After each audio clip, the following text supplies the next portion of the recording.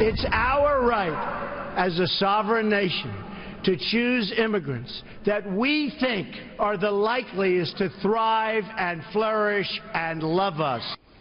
So deport the criminal aliens and welcome with open arms those immigrants who can help America thrive. Is he right or wrong?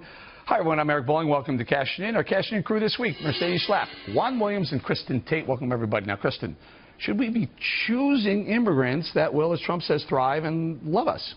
Yes, we should be able to choose who comes into this country, of course. Of course, we want immigrants who are going to contribute to society instead of immigrants who will drain from our society.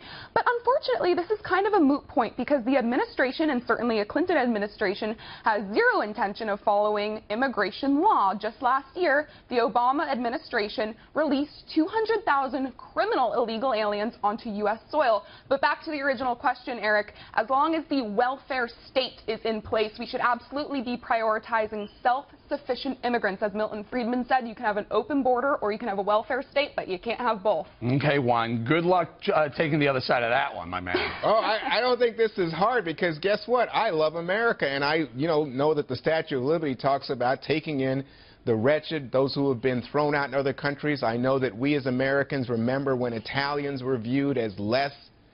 Certainly when Jews, in the midst of the Holocaust, we had to push them back, and again people said, no, we don't want those people, they're not the best. We find in America that we take people that have been rejected by others, and they come here and thrive, and they make us stronger, and they make our economy. This show's called Cashin' In. Immigrants make America a stronger global economy. Interesting. Now, Juan, Mercedes, I think Juan's talking about legal immigrants. I think Donald Trump was talking about illegal immigrants. Go ahead, Mercedes. That's right, and I think that that's the core issue, right? The core issue here is, are we going to have a set of laws that are followed? And what has happened, Eric, is that we've seen the complacency. We have seen the fact that the Clinton, Obama administration clearly they've really just allowed this illegal immigration thing to become a norm in our society, where if you come in and as an illegal, visa overstay, you don't leave, really, chances are you're not going to be deported. Chances are you're not going to pay the penalties. And so I think that that's what has happened. Even for liberal pundits, they go out and they just get used to this idea of saying, yeah, okay, there's illegal immigrants here, and that's just fine. Well, it's not fine because we do have a process, and we should honor and respect those legal immigrants who have gone through the process, followed the law, and have come to the United States, because it is true that immigrants, they make this country great, and it is part of that immigrant story that helps build this nation. Again, and so we want to be talking about it. Sorry, Mercedes, but go ahead. Sure. The difference here between the legal immigrants and the illegal immigrants, I think all of us, well, I'm not speaking for everyone, but I would agree that we need much more immigration. I would even suggest we need double or triple the number of legal immigrants we allow into the country. It's this illegal problem that it's a growing problem. You know, this is the problem with you, Eric. You're blowing me up here because, I mean, I didn't expect to hear that from you. But, okay, I embrace you on this point. I will say that I think Donald Trump was talking about both legal and illegal. And in other countries, some countries, they give points for the wealthiest people, the best educated people, people who know they're going to have a job. But in America, what we've always talked about is either family reunification or giving haven to people who have been subject to, like, political oppression in other countries, and people who, in some cases, have been just excluded. I mean, because, they're coming from dictatorships. I don't understand why liberals are so opposed to the America First policy. What is so wrong with putting our citizens and their well-being first? I mean, the facts are the facts. 51% of immigrant families, that includes illegal and legal immigrants, use welfare. That is a far higher percentage than the percent of Native American families who rely on welfare. And even in illegal households, the use of welfare is higher than in normal American households. So we need to look at these facts. And I also don't like how liberals always make this a race issue. This has nothing to do with race, nothing to do with nationality. It's just about success. So Juan, take this up. Kristin points out the amount of welfare, the amount of money, the amount of resources and assets that the illegal community in America eats up. I think the Center for Immigration Policy, I believe it was, came out with a number of $114 billion a year of welfare that illegal families take. That's one side of the story, but there's another side to the ledger, which is that illegals, and again, we're just talking about illegals, not legal immigrants, to go back to Eric's point. illegals oftentimes do not benefit from Social Security. They don't get their tax dollars back. I gave you $114 No, it's more than that. That in fact number. they never recapture in terms of services, benefits that they contribute to our country, because guess what? As they pay taxes, they get nothing in return. What tax? Oh, hold on. Mercedes, I'll bring you in a second. But what taxes are the illegals paying, Juan? Because I'm. What do you mean? They're working. Tax? They're paying. Of course, they buy. Well, they're not paying federal income tax. Yeah, they're paying all the normal taxes that everybody pays. But, Juan, but they're not getting any of the benefits. You're talking about immigrants who are working. We want those folks. We want to make it easier for them to become legal.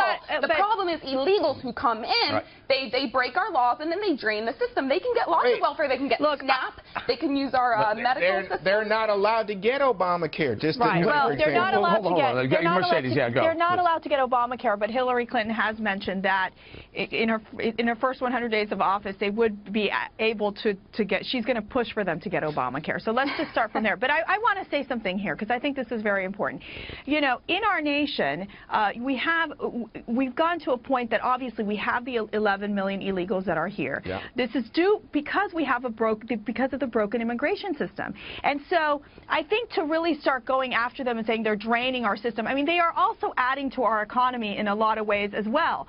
So I think it's a bit of both. I think it's a bit of Juan, it's a bit of Kristin, but I think that this is the opportunity to say, look, we know that this is what has happened. There needs to come to a point that we have in our responsibility to ensure that these illegals who are here are able to assimilate, learn English, pay taxes, pay back taxes. There's going to be penalties associated with coming to the country and breaking the law.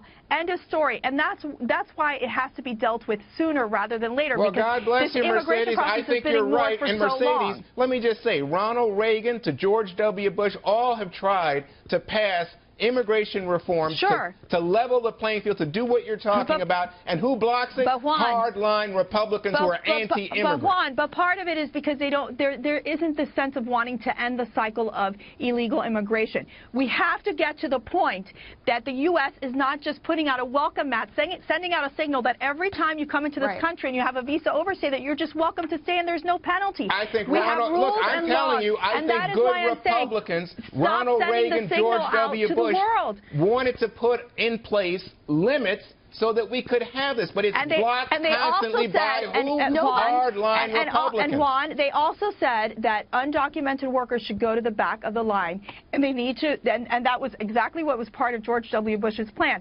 So it is very clear. So why was it blocked? Well, I mean, because there was because the fact that with comprehensive immigration reform, it was just very controversial, very divisive. It was the Republicans. Can I just throw something in here? Because there was, under all these, the Democrats' proposals for immigration reform, there was a path to citizenship that was offered. And still, I think you can make the case for the economics, you can make the case for the taxes.